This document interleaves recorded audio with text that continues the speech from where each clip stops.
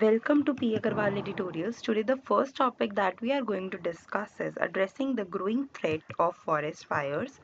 तो बेसिकली इस आर्टिकल में हम क्या देख रहे हैं कि जैसे ग्लोबली भी काफ़ी थ्रेट है वाइल्ड फायर्स का। इंडिया में भी 36% फॉरेस्ट कवर ऐसा है जो फायर प्रोन है, और जो 10 फोल्ड इंक्रीज है हमने देखा है लास्ट 2 डिकेड्स में हुआ है। तो इम्पैक्ट क्या रहता है इंडियन फॉरेस्ट पे इसका? तो ये फॉरेस्ट जो है वो बायोडाइवर्सिटी को सपोर्ट करते हैं, वाइल्ड लाइफ कंजर्वेशन में हेल्प करते हैं, लोकल कम्युनिटीज़ को हेल्प करते हैं। इसके अलावा जो उत्तराखंड, हिमाचल प्रदेश या फिर ऐसी स्टेट्स हैं, यहाँ पर हम फ्रीक्वेंट फायर्स जब देखते हैं तो ये जो भी हम फॉरेस्ट से फ़ायदा लेते हैं वो सब डिस्ट्रॉय करते हैं। कॉजेज ऑफ फॉरेस्ट फायर्स, तो फॉरेस्ट फायर्स के कारण क्या रह रहे हैं? तो 90% ऑफ जो फॉरेस्ट फायर्स हैं उनका कारण होता है land clearing, slash and burn agriculture, unattended camp fires, climate change. उसके बाद हम देखते हैं डिवास्टेटिंग कंसिक्वेंसेस। तो इसके कारण अब इम्पैक्ट क्या पड़ता है? Water cycle disruption, soil degradation, increased human wild life conflict, then economic losses बहुत ज़्यादा हो जाते हैं, कार्बन एमिशंस बढ़ते हैं, इन्वायरमेंटल इम्पैक्ट होता है। Next we have is India's current measures. तो नेशनल एक्शन प्लान है हमारे पास फॉरेस्ट फायर्स का। फिर हमने forest fire prevention and management scheme बना रखी है जो स्टेट गवर्नमेंट्स को सपोर्ट करती है प्रिवेंशन एफर्ट्स के लिए। चैलेंजेस क्या है फॉरेस्ट फायर को मैनेज करने में? कि जैसे FF PMS जो हमने बना रखा है उसमें क्या इश्यूज है कि हर बार जो बजट है उसमें फ्लक्चुएशंस देखने को मिलते हैं कि किसी साल अगर 28 करोड़ है, किसी साल 51 करोड़ है, किसी साल फिर 30 करोड़ है, 40 करोड़ है, ऐसे बहुत ज़्यादा वेरिएशंस है, जिसके कारण एक स्ट्रैटेजिक कंसिस्टेंट हमारे पास अगर वो नहीं होगा तो वो भी कैसे काम करेंगे फॉरेस्ट फायर्स को कंट्रोल करने में। लिमिटेड टेक्नोलॉजी है, फॉरेस्ट फायर अलर्ट सिस्टम नहीं है, वो डिफरेंट टाइप ऑफ फायर के बीच में डिस्टिंग्विश नहीं कर पाता। Predictive modelling and drone based monitoring are under utilise. Then community effort हम उतना नहीं लगा पा रहे हैं। Steps for stronger response.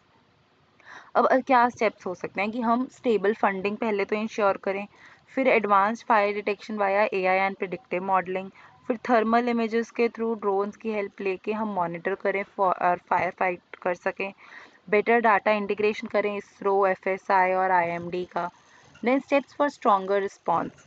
Community involvement को इंक्लूड करना सबसे ज़्यादा ज़रूरी है ताकि रियल टाइम रिपोर्टिंग हो सके। Mobile apps, helpline numbers, SMS alerts.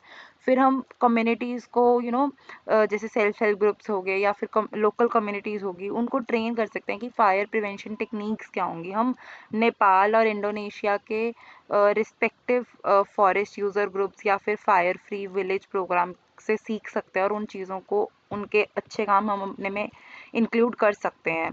Encourage engage youth as forest fire scouts for awareness and monitoring. फिर जैसे हम सेल्फ हेल्प ग्रुप्स हैं वो भी कई जगह क्या करती हैं, पाइन नीडल्स कलेक्ट करते हैं ताकि वो जो ड्राई पाइन नीडल्स हैं उनसे भी फॉरेस्ट फायर सबसे ज़्यादा लगने के चांसेस हैं। वैसे ही हम और ज़्यादा इसे बढ़ा सकते हैं। Conclusion, a collaborative effort. तो forest fires environment, economy, society सब चीज़ों को इम्पैक्ट करती है। हमें एक कंक्लूसिवली कोलैबोरेटिवली एफर्ट लेना पड़ेगा ताकि हम फॉरेस्ट फायर्स प्रिवेंट कर सकें। Next the topic is legal issues with bail conditions requiring marriage and rape cases. तो हमने कुछ एक डिसीजंस और प्रेसिडेंट्स देखे कि जिनमें अभी 2-3 केसेस हमने ऐसे देखे, 2 केसेस बेसिकली और एक पहले का केस भी था जिसमें ये था कि सर्वाइवर को हम मतलब जो भी मतलब एक्यूज है उसको बेल दी गई ऑन द कंडीशन कि he should Mary the survivor. तो ये डिसीजंस कंसर्न्स रेज करते हैं कि कोर्ट्स एक लीगली मैरिज कैसे इम्पोज कर रहे हैं एज अ बेल कंडीशन, और क्या स्टेट निग्लेक्ट कर रही है अपनी duty to support the survivors. Supreme court का स्टैंड बेल कंडीशंस पे क्या था? उन्होंने एक case Aparna Bhatt versus state of Madhya Pradesh में सुप्रीम कोर्ट ने रूलिंग दी थी कि बेल कंडीशंस इस चीज़ पे होनी चाहिए कि कोई भी कांटेक्ट ना हो एक्यूज और सर्वाइवर में ताकि सेकेंडरी ट्रॉमा ना मिले इंसान को। द कोर्ट ऑल्सो स्टेटेड कि जो बेल कंडीशंस हैं उनसे री नहीं होना चाहिए कि पेट्रियार्कल जेंडर स्टीरियोटाइप्स बने, और survivors right under code of criminal procedure 1973 violate नहीं होने चाहिए। In Kunal Kumar Tiwari versus state of Bihar, supreme court ने एम्फेसाइज किया कि जो बेल कंडीशंस हैं वो आर्बिट्ररी या beyond the scope of justice नहीं दिए जाने चाहिए।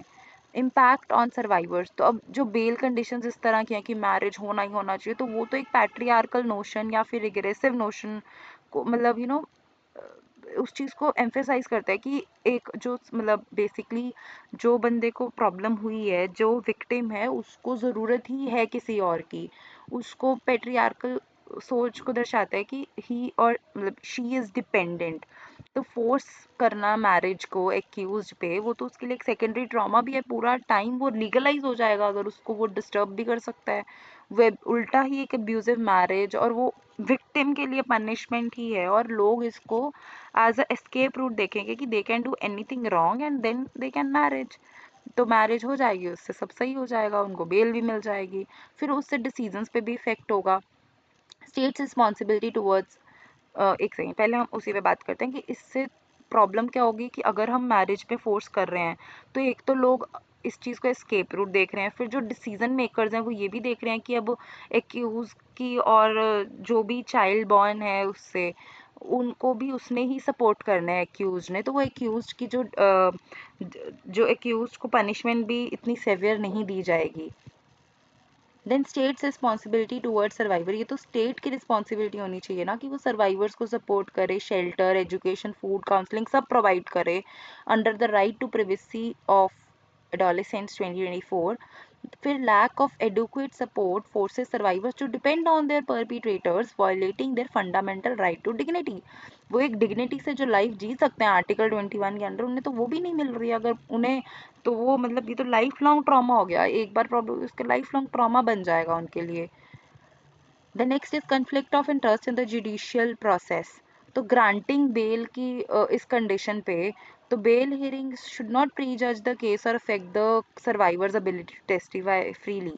फिर अगर मैरिज को एक वेलफेयर मेजर की तरह देखा जा रहा है, तो it creates bias for convicting and sentencing the accused, इस बारे में हमने ऑलरेडी बात करी। तो ऐसी प्रैक्टिसेस को अर्जेंट रिकंसिडरेशन की ज़रूरत है ताकि जस्टिस हो सके सर्वाइवर्स के साथ और वो डिग्निटी के साथ जी पाएँ। Conclusion, why this practice is problematic, marriage कोई लीगल रेमेडी नहीं है रेप के लिए, तो courts must focus on justice not social compromises. Thank you, that's all.